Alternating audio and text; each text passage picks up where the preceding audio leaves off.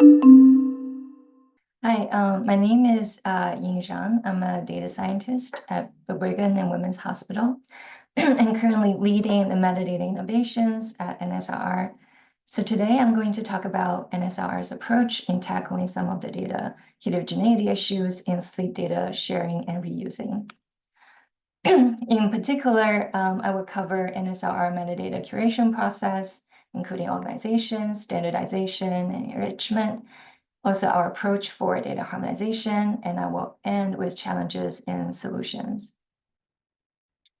So as Dr. Redline and Dr. Kim mentioned, NSRR is a domain-specific data repository. We consider ourselves not just a platform for sharing data, but also playing a leadership role in building community consensus, improving data standards, and educating our users on how to use sleep data for research. So in most cases, we don't just publish dataset as is. Instead, we will review and curate the metadata by applying the NSRR metadata standards, tagging the data with compositional terminology, creating harmonized data, and all those improvements will get incorporated into the browsing and searching functions that average user will interact with. And most of them are actually available to the public even without authorized access to the individual level data. So to break down the curation process, when we take a data dictionary from our data donor, we usually would do a few different things. We'll first transform this flat data dictionary, usually in a CSV or a PDF file, to a standardized version-controlled data dictionary. Each variable will have a corresponding JSON file that contains all the metadata about it. And all the JSON files are then organized in a nested structure with folders and subfolders. The name of those folders, the rules on what variable should go where are all predefined according to the NSRR standard. So there is some consistency and predictability in terms of where to find certain types of variables, and it helps our users to identify conceptually related variables, even if they are from different data collection forms or different time points. Then we look at the definition for each variable and see if we can improve the completeness and the quality of the metadata. We pay close attention to polysomnography because based on our experience, without proper documentation, it can oftentimes lead to misinterpretation and maybe even misuse by our users. So we will try to incorporate important study level metadata on how the sleep study was conducted and processed into the data dictionary, the variable level metadata, so to speak. And then for most sleep questionnaire, self-report questionnaire variables, we will add additional metadata information like reference, summary of the scoring rules, and even how to interpret the score, any cutoff value for clinical significance, and so on. So that's the metadata enrichment part. And then the third step, as we review the data dictionary, we will also revise some of the terminology that may cause misinterpretation to a set of standardized terminology. An example would be the sleep architecture terminology that Dr. Kim just talked about. And Dr. Zhang from our group also developed open source tools to standardize polysomnography channel labels. And then the fourth step is to add standardized tags. So we develop tags used for cross cohort searching. Some tags are based on the compositional coding scheme for polysomnography variables. Others are semantic tags, especially for sleep questionnaire variables, and also the harmonized covariates. So some were developed internally at NSRR, some were based on published work from our external collaborators. We're still exploring this kind of mechanism, but we're very excited about the opportunity of injecting the research results from our users back into our data sharing platform. And then the last step, we also harmonize commonly used covariates based on the TopMed and Biodata Catalyst harmonization guideline, and also a core sets of polysomnography summary metrics ourselves, which I will go into more details later. And this is a diagram of the curation process.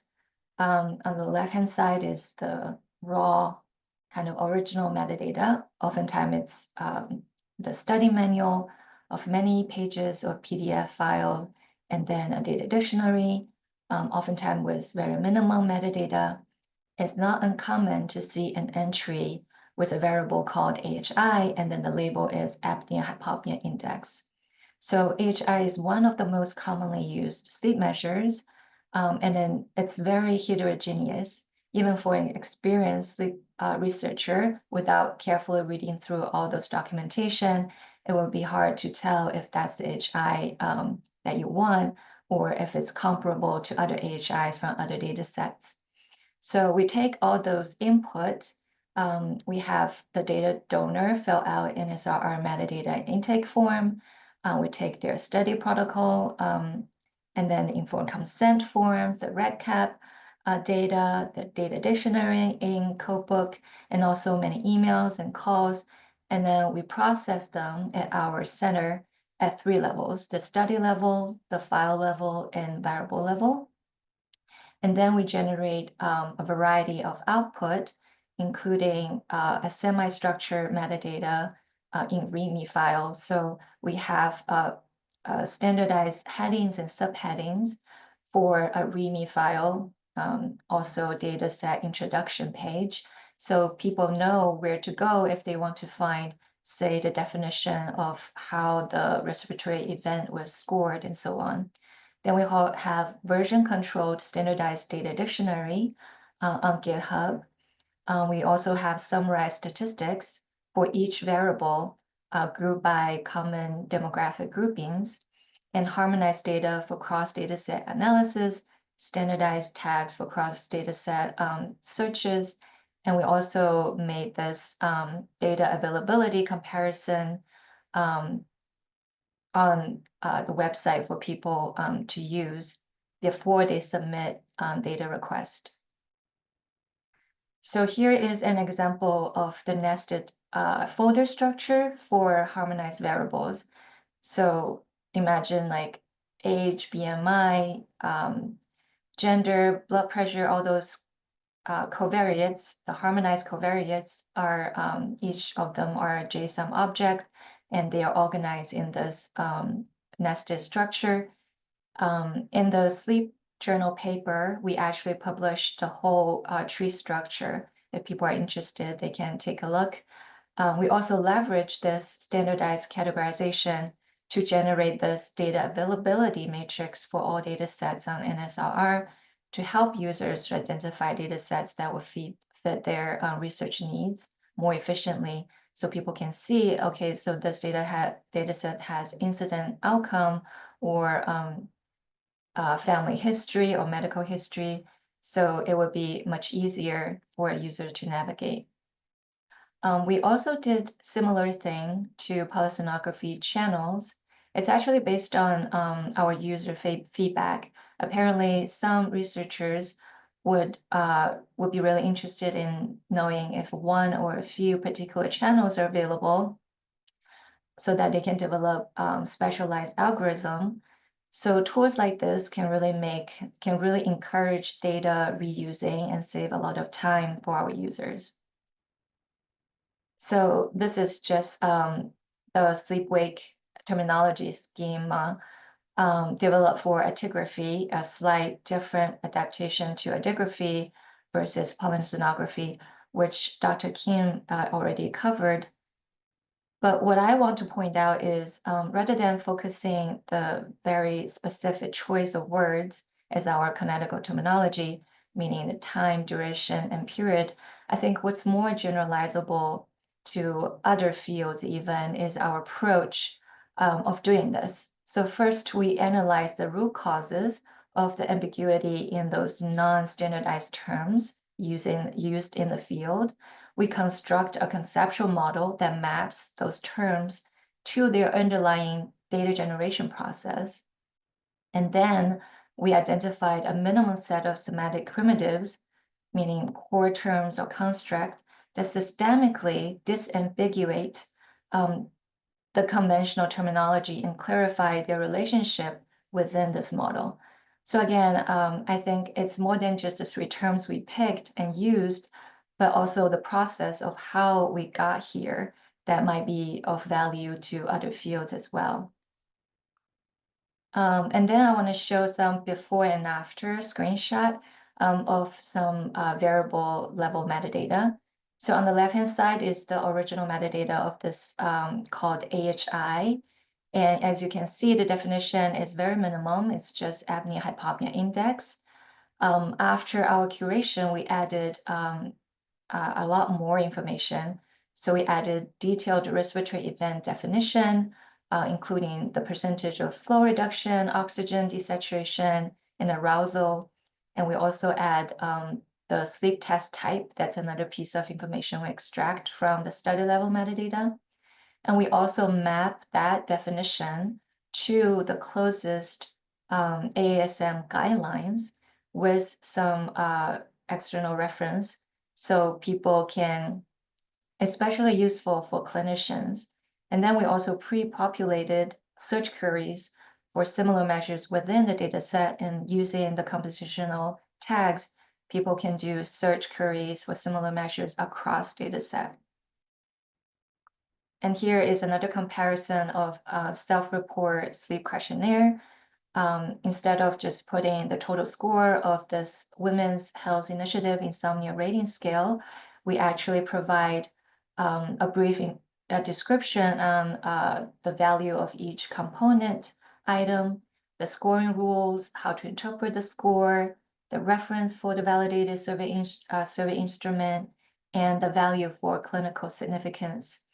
And then by clicking on the tags, the semantic tags, you can search for all other similar variables from other data sets as well. So hopefully that gives you an example of the level of detail we go into for metadata curation. And now I want to briefly talk about the approach we took to harmonize polysomnography data. So harmonization is hard. There's always heterogeneity across data set, sometimes even within the study across different sites and time points. So we want to be practical, meaning we don't want the harmonization rules being too strict, so that to the point that very few data sets are actually comparable. Nor do we want to make it too lenient, then we are grouping apples and oranges together. So we also want it to be relatively future-proof, so we don't have to rewrite the harmonization rules every time we receive a new data set. So we come up with this process model that we will first identify terms that we want to harmonize, for example, AHI. Then we look at the whole data generation process from data collection, annotation, scoring, calculation, and we identify key sources of heterogeneity. Then we decide our tolerance level for heterogeneity for that specific target term. And we use the information to refine the target terms. And then we decide, okay, and so instead of having one AHI, we actually need to break it down into multiple AHIs. After that, we map to deposit data. Sometime we need to refine our target term, then we repeat the process until we finalize the target terms. Then in practice, because we've already developed the compositional tags for PSG variable, and each of those variables get assigned a compositional tag, which actually account for more heterogeneity than we need for harmonization purpose. So it just comes down to matching each target term to a group of compositional PSG tags. So for AHI, we ended up having 7 target terms, mostly differ in the definition for hypopnea events, but we also try to align with the AASM guidelines to increase the utility to the clinicians. So just to summarize, our harmonization approach is mainly semantic harmonization, not driven by data yet. And it's also leveraging the compositional tags we developed. So far, we've harmonized 37 PSG variables from 7 categories, including the respiratory event indices, counts and length, the sleep architecture, oxygen saturation, and signal quality variables. And here is a list of the core covariates that were harmonized according to the top Met guideline, and also selected PSG variables we've harmonized. So to end this talk with the challenges and solutions for NSR, I think, as you can imagine, a lot of the metadata curation is laborious and subjective. The amount of information we need to extract and compile is very time-consuming. And also, some metadata elements we developed are mostly designed to work with NSRR portal infrastructure. So we're still figuring out a way to bring it to BDC. And then its utility also depends on the user community buy-in. In terms of the solutions, as Susan also mentioned, we need to do more upfront standardization and harmonization instead of doing it retrospectively. And I think leveraging AI and machine learning tools can help us to assist the metadata curation and data harmonization. And we need to foster community engagement in developing and disseminating the metadata standards, such as the core sleep and circadian common data elements, CDEs. And we need to encourage proactive involvement of investigators early in the research cycle, potentially through engaging NSRR in the development of their data management and sharing plan, which can also be the mechanism that NIH can help to encourage the adoption of the community developed standards. So that's the end of my talk. Thank you very much.